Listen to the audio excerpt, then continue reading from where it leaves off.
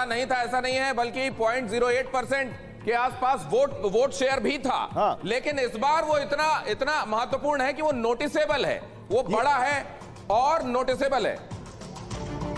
और ये गुजरात का ईसीजी देखिए, ईसीजी इस वक्त का 11:15 बजे का ईसीजी गुजरात चुनाव का बताता है कि बीजेपी बहुमत से बहुत आगे निकल चुकी है और कांग्रेस की धड़कनें यहां पर बढ़ती हुई बहुत ज्यादा 19 सीटों पर सिमटती हुई कांग्रेस, आम आदमी पार्टी 7 सीटों पर, यानी कांग्रेस और आम आदमी पार्टी का दायरा कम होता हुआ, फर्क कम होता हुआ, और बीजेपी का तो कोई यहां पर कोई मुकाबला नहीं है किसी भी पार्टी के मिला दे। गौरव एक बार फिर से बता। देव सिंह चौहान केंद्रीय राज्य मंत्री हमारे साथ इस वक्त चर्चा के लिए मौजूद हैं। देव सिंह चौहान साहब, पहले तो आपको बधाई। दूसरे में इसका इंटरप्रिटेशन आपकी निगाहों से समझना चाहता हूं, कैसे देख रहे हैं आप इन नतीजों को, दोनों, गुजरात हिमाचल दोनों?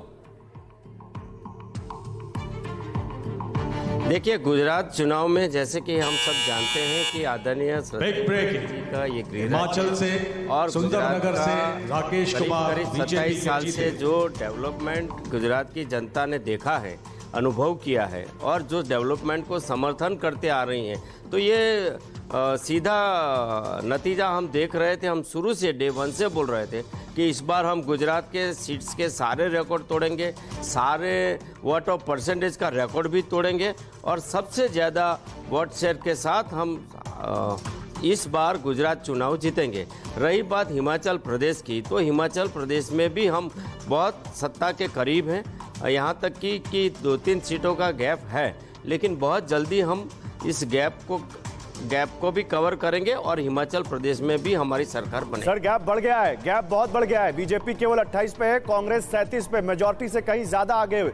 वो गैप जो पहले कम था वो बहुत बढ़ता जा रहा है।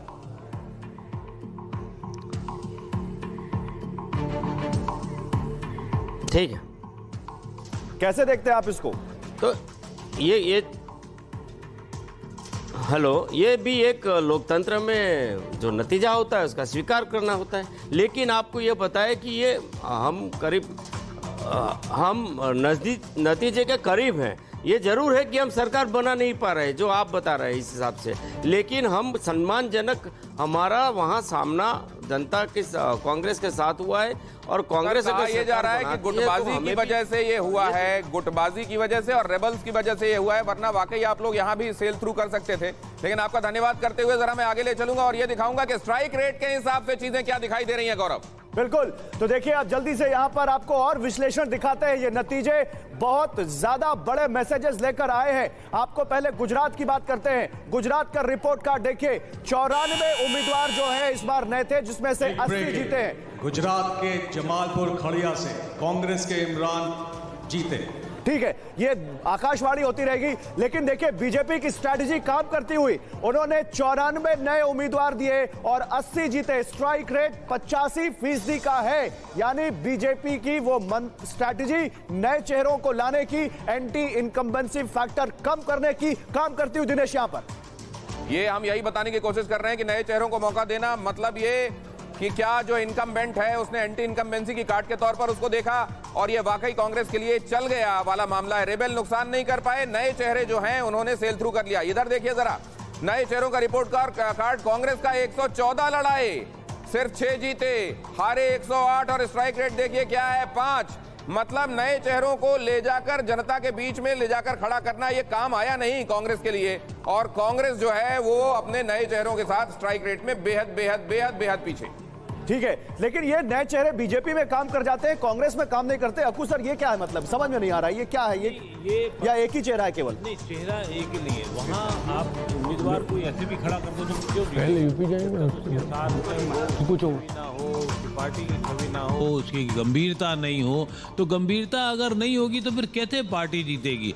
और सिर्फ एक चेहरा नहीं जीतता, उसके साथ पार्टी की विचारधारा जीतती है, पार्टी का मैं यही सवाल पूछ रहा था राहुल सर। बीजेपी के नए चेहरे जीत रहे हैं, कांग्रेस के नए चेहरे नहीं जीत रहे हैं, यानी यह कहें कि एक ही चेहरा जीत रहा है और वो है पीएम मोदी का।